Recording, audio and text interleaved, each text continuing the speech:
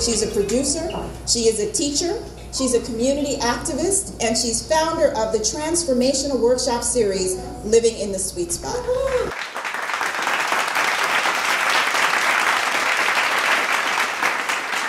Is not only an amazing woman of God, I have to start there. She's a faithful wife, as we all know. She's a loving and doting mom. And she's a woman who gives over and over and over. And not to mention, she's a designer. Let us welcome her and give her a sisterly welcome, Cookie Johnson.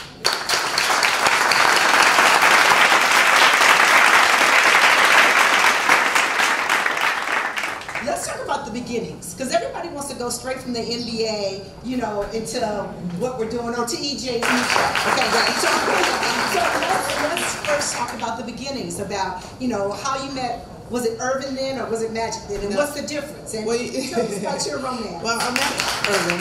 It was Irvin then to me.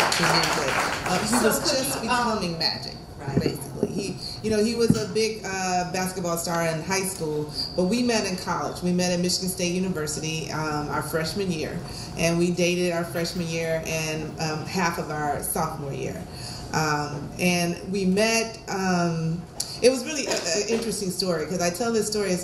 I just really feel that, you know, God has put us together, and even though we broke up a lot of times and kept going our separate ways, I felt like He just kept bringing us back together. So we met, and we just said hello, and I went on in the club. He never said another word to me, never asked me to dance, never showed that he was interested. So I'm like, okay. So we went on in, and the evening was over, the lights came up, and I was walking out, and then he said, "Oh, hey, come over and let me get your number." And I'm like, "Really?" You know, I hadn't talked to you all night. Really? You want my number? And I had no idea who he was, and it was just interesting that we actually ended up, you know, being together. So I tell, you know, a little bit of that story. So that's a little bit of the background. And then we broke up in sophomore year. He went away and went pro, and I stayed in school, finished getting my degree. That was the one thing for me. I had my goals set and my dreams, and I wanted to pursue them. So I stayed on task for that. And after I graduated, I moved to Toledo, Ohio. So he was in LA. We weren't together at the time, but we were talking a little bit on the phone. So we had a 4-year break, and then somehow, you know, we kind of got back together. So it's a lot of stories of all that, but I tell that because it's a timeline that's important that you see, that we had a lot of like breakups along the way, and it took us 12 years to get married, and 2 broken engagements, and almost a 3rd one, and then we finally get married, and then we were married a month, and he announces he was diagnosed with HIV. So it was just, you know, a pretty trying time. Right. So when we talk about adversity with you, you know, I think Cookie knows about some adversity, right? Mm-hmm. And I think all of us probably put ourselves in your position so many times, whether it was EJ coming out, or whether it was the announcement, or even that unknowing when you have a child that's developing inside of you and you don't know the future of the health of this child. Right? So I think as women, we can all relate to everything that you went through, and I think it's fair to say that most of us were praying for you and standing by you and hoping for the best always. Yes. From fear to faith, your journey from fear to faith. Yeah. Okay, so let's talk about what the announcement was like, or what was happening up to that. I mean, you've already said 45 days they have been married after they break it up to make up 3 times, right? 45 days of a marriage, and first month of pregnancy? Yeah, well, I had just found out like a week before that I was pregnant. So if you can put yourself in that position right there. Right. And so tell us what. So it was the evening that I found out. It was, he had gone to Utah to play ball. And I got a phone call, and it was him. He said, "I'm on my way home, and I have something I need to tell you." And so at that point, I was like, "Oh my God, something must have happened if he's not on that court right now." And that's, you know, basketball was everything to him. So if he was coming home, you're thinking of hamstring, well, everything, right? yeah, like everything went through my head. Like, he got hurt. Did he get a career-ending injury, or is he gonna divorce me? We just finally got married. Like, it didn't work already. He's ready to get a divorce. What is it? I just went crazy. So finally, he gets home. And he didn't beat around the bush. He just walks in. He said, I don't know how to tell you this, but I'm just going to tell you. He said, I had a test done, and I was diagnosed with HIV, which is the virus that causes AIDS. And at that moment, it didn't seem real. It's like, I didn't know, first of all, I was like, wait a minute, AIDS? And if you think back in 1991, when you heard AIDS, you thought it was a death sentence. And whoever had it, you just knew they were going to die. And so when he said that, that's the only thing that I kept thinking, like, oh my God, he's going to die. The man I love is going to die. And it just, like, fear just came all over me, and I just, like, fell to my knees and started crying. We both did. And then later, we just started praying. Because that's the first thing I know to do when I'm faced with adversity like that. We sort of got up, and then he looked at me and he said, if you want to leave me, I understand. Because, nobody should have to handle this. And I said, and to me, I was angry. I was like, I can't believe you said that to me. Are you kidding? We're talking about life and death here. Of course I'm going to stay. And he says I slapped him, but I say it was a little love tap. Because, when you know something, a little bit about the disease, when you educate yourself about the disease, you understand that, number one, you have to get on your medication. And number two, you have to lead a healthy life. So it's mental as well as physical. So you have to have a positive state of mind to beat this thing, because it's all about your immune system. And if you are nervous, you start getting depressed, it's going to break down your immune system, and that's going to, cause the disease to kind of speed up. And a lot of people don't realize that. They just think, it's about medicine, it's about a physical thing, but it's a combination. So that's where I feel like I came in. In my part, from that day on, we went to the doctor. We found out as much as we could about the disease and how we could help him live. And the other part of the story that I didn't tell, we went to the doctor the next day because I had to get tested. And at first I didn't even think about that. But then he said, the doctor wants to test you to make sure you don't have it. I'm like, oh my God. And then there's another, like, oh my God. And then what about my baby? What are we going to do? So we got tested, and again, back in those days, it took almost 12 days to get your test back. So that was agonizing. And I have to tell you, the fear did creep in. And I have my faith, but the fear did creep in. It was very scary. And I had to just try to make myself calm, for those 12 days. And it just so happened that we had a revival in our church that week.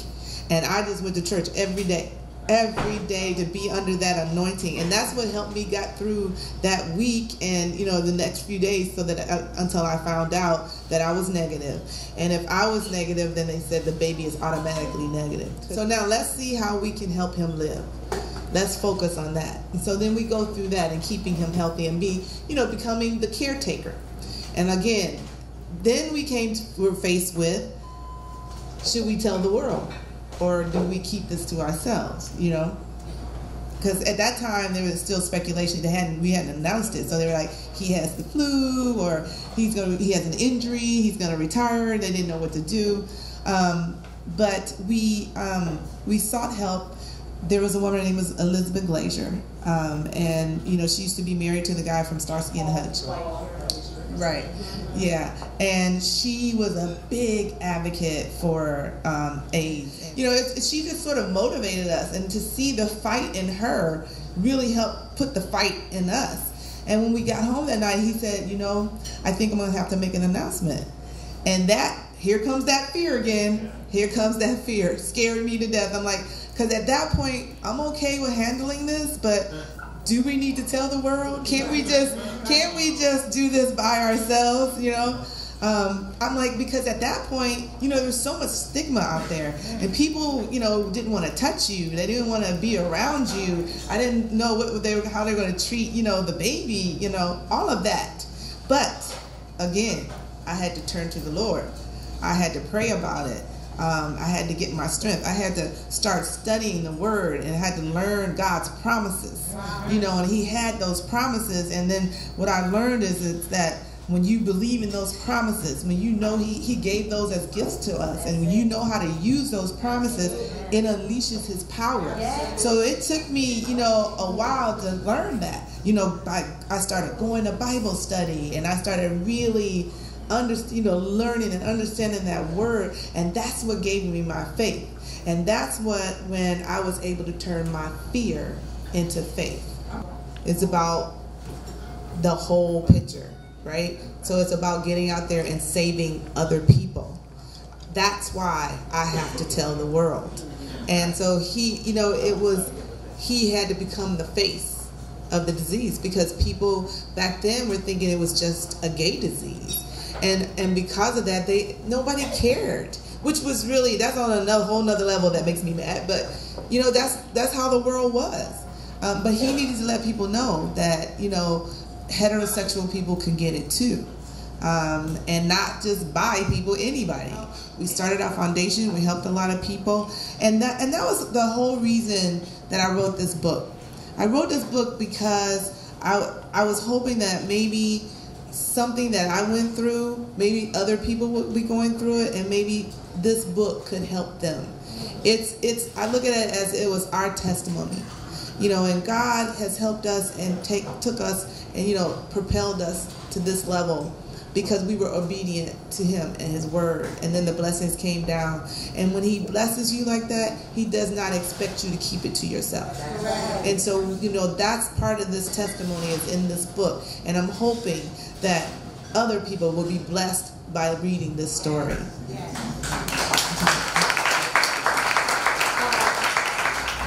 Many people in here actually have joined me for Living in the Sweet Spot, so that's all about purpose. That life is about purpose and finding purpose and making sure you're living all purpose in purpose, right? So all this adversity has brought you to some purpose. In fact, you have a quote here that says, "My purpose was to be right there by His side to make sure that He could carry out God's mission."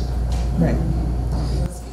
And again, that wasn't anything that came to me right then and there.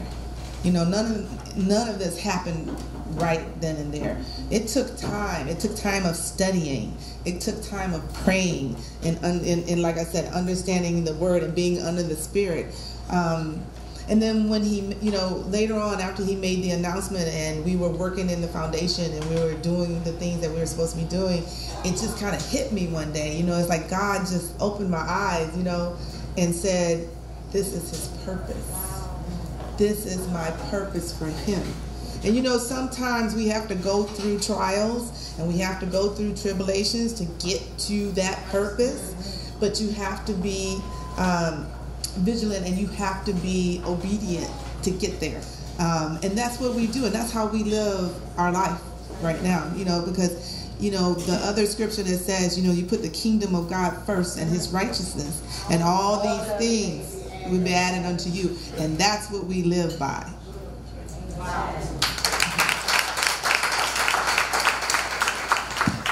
Let's talk a little bit about you as the mom.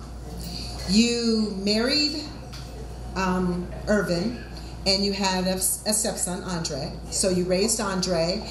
Then you had EJ, and then you had Elisa. So as these three kids were growing up, young people growing up, tell us about EJ's journey. And I saw an early picture even in the book with EJ with the basketball and the whole thing, it was like, shoot some hoop, right? Right. But as the years were going by, you were like, that ain't really going to be EJ, right? So talk to us, because you know what? Our children in particular, we always want them to be what we want them to be, right? We want to give them all the opportunities, but we actually want them to fit into this neat little box. Right. And we want to decide what they want to be, how they should be, what their interests should be. And, you know, we do that as parents. And you know, I'm so guilty of that. But talk to me about your journey. Because you didn't have it all together at first, but you had to figure this out.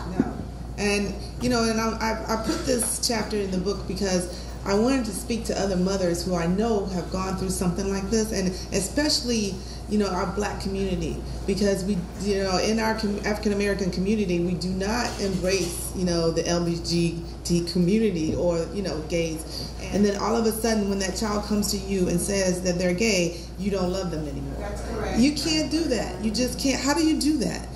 Especially when I saw him when he was a baby, like when he was 3 years old. He only wanted to put on dresses. You know, he wanted to twirl around the room. He loved colors and dresses and, you know, things like that. And so then I thought, well, maybe he's just creative. Maybe he'll just be an artist. You know, maybe, and then later when he got a little older, oh, he'll just be an actor. He just likes to pretend to be people. You know, I had an excuse for everything. And it took me years until he was probably, I think about 7 or 8 years old when I finally said, no, this is who he is. I think this is who he is, because no matter what I did, you know, I tried to help him dress the right way, and, you know, we tried to put him in sports. It wasn't what he wanted to do. It didn't make him happy. He wanted to stay at home and play with his sister's dolls. You know, and when he played the video games, so I thought, okay, let's get him into the video games. That'll do it, right? Super Mario and all that. Well, Super Mario Kart had a little girl in it, and he always picked her. So I was like, okay, what do I do? Well, and tell us how did Urban handle this? Yeah, and so Urban was not happy with that, of course. And he would say, don't let him play with dolls. You know, don't let him be influenced about, you know, female influences too much. Don't let him play with girls too much. You know, and I tried to do that, but I'm telling you, I saw that that's not who he was. So I finally said, that's it. I'm going to let him, we'll hide and do it, because I didn't want Urban to find out and get mad about it. So here, you can play with these dolls. I'll keep them in my room. And you come get him and play in your room, and then when he comes home, you put him back in my room. So we had this whole system, which was crazy, but I didn't know what else to do. You know, I didn't want him to be unhappy, and at the same time, I didn't want to upset my husband because I didn't think he understood. But one day, about that age, I watched a show on gender identity crisis, which was on Oprah. And there was a little boy, and he was just like EJ. And I was sitting there going, oh my God. And the mother was just like me. She was so frustrated, saying, he's got to stop doing this. And I could hear her. And when I heard her frustration, I was like, you can't do that to your child. You can't be that mother. You got to love your child, you know? And so from that show and from that day, I started letting him be who he was. And so by the time he was a teenager, you know, and I talked to him about it, and he told me he was gay. Then we talked, I said, now it's time, I'm going to have to talk to your father. So I went and talked to him, and I told him, listen, I spoke to him, and he said he thinks he's gay, and we need to talk to him and accept him. You need to accept that, you know. And so he's like, okay, bring him in. So I'm thinking he's going to, you know, give him the speech, you know, like, okay, I accept you, you know, everything's okay. That's not what he did. He said, well, he tried to be compassionate. He said, you know, I understand what you're saying, but let me just tell you, it's not what I wanted you to be. But listen to this, it's not what I wanted you to be. But we as parents can't do that. We have to let the kids be who they're going to be. The world doesn't accept this as much, and you know, people are gonna be mean to you, or they might even try to hurt you. So are you ready for that? And he said, you know, I don't know, but he doesn't think, he's like, I don't have a choice, you know?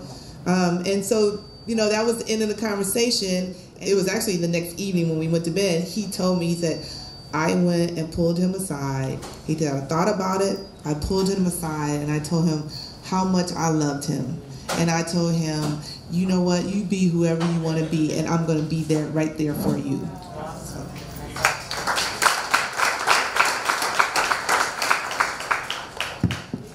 Let me just, one of the quotes from the book about this, in that chapter, it says, my job as his mother was to protect him, to keep him safe from ridicule and judgment, and encourage him to grow and blossom and not to add any more negativity.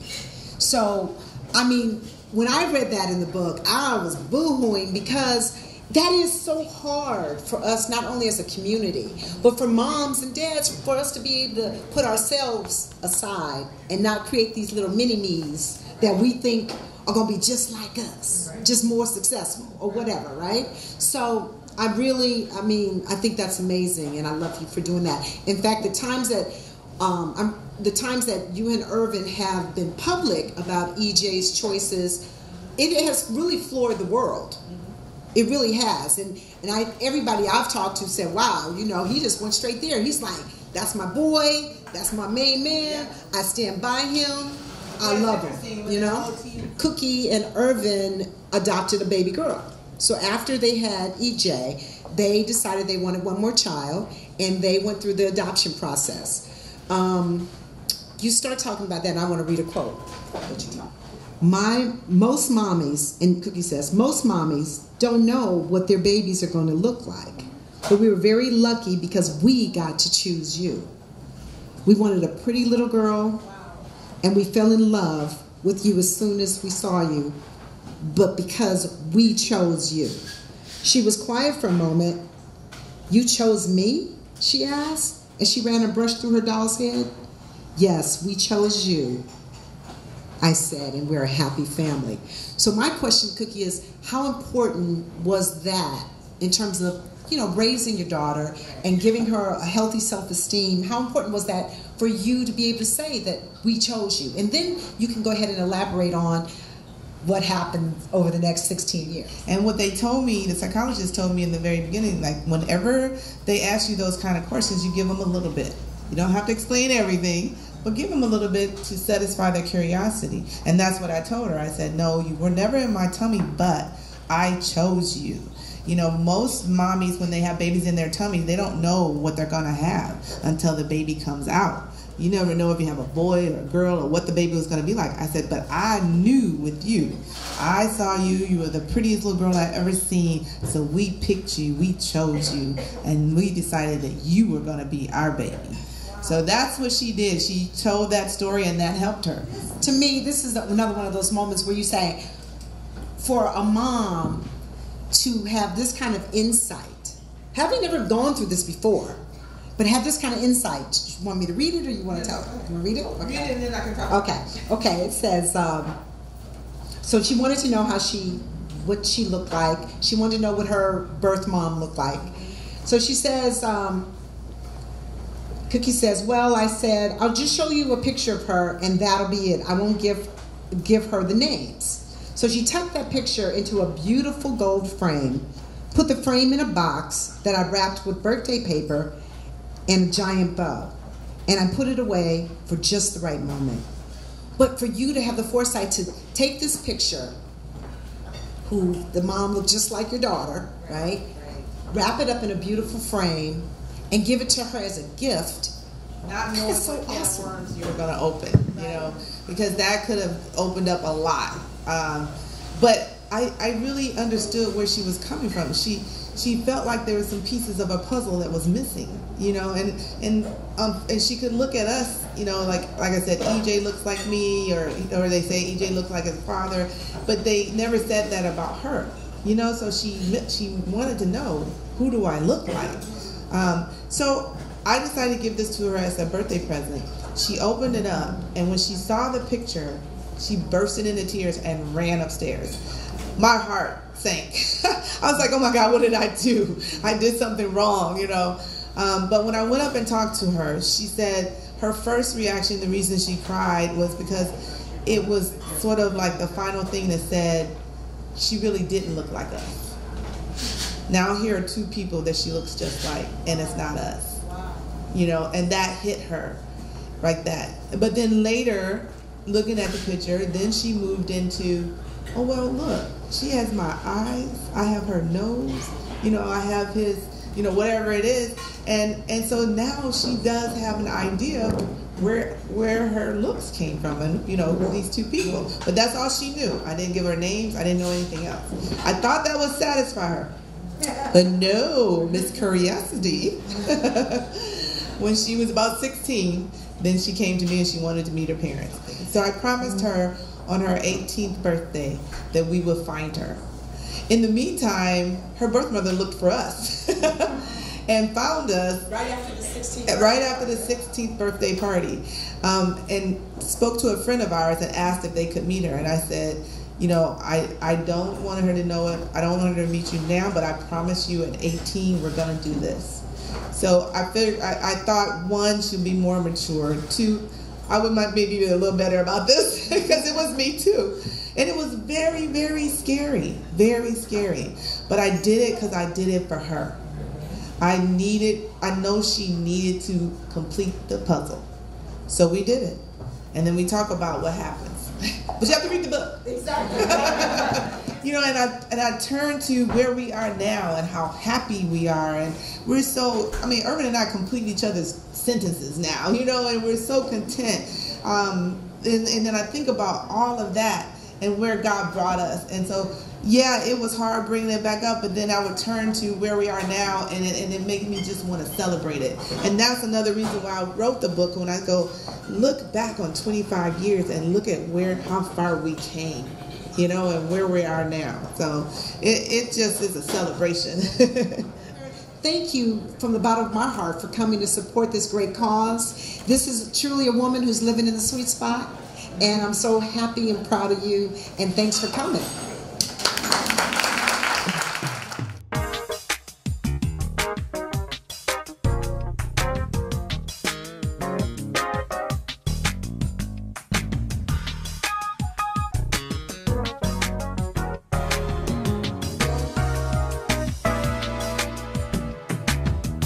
Gotta go to the sweet spot where the spirit